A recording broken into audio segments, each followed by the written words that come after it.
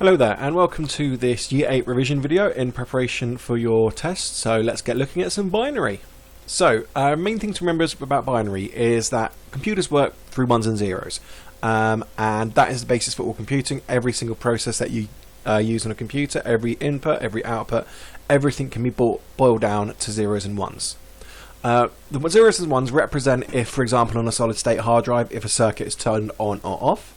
And this is the basic fundamentals for pretty much any form of computing. It all boils down to ones and zeros, true and false, yes and no.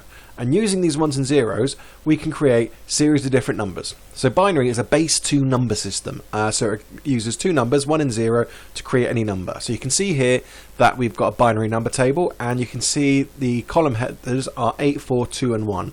So you can think about this and compare this to denary, which is what you're used to, base 10, with thousands, hundreds, tens and units.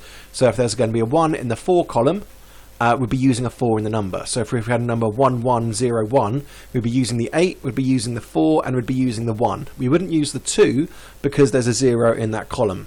Similarly, if we had 0101, we wouldn't be using the 8, we'd be using the 4, wouldn't be using the 2, would be using the 1, which would then give us 4 plus 1, which is 5.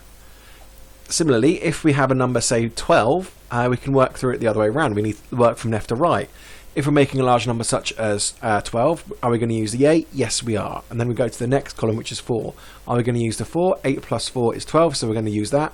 But we're not going to use the 2 or the 1. So then we have 1, 1, 0, 0.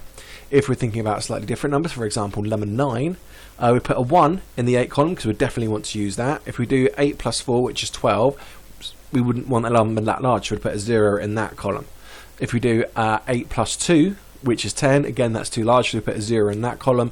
And then the last column, we put a 1 because 8 plus 1 is 9, which is the number we want to get to. So 9 is 1001.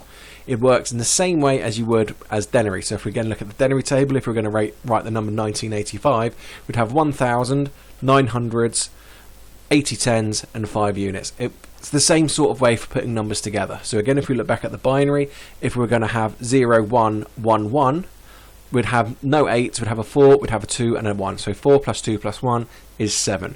I hope this video has been useful for you. Feel free to like, comment, subscribe. Good luck for your tests, and I'll see you in a future video. Bye bye.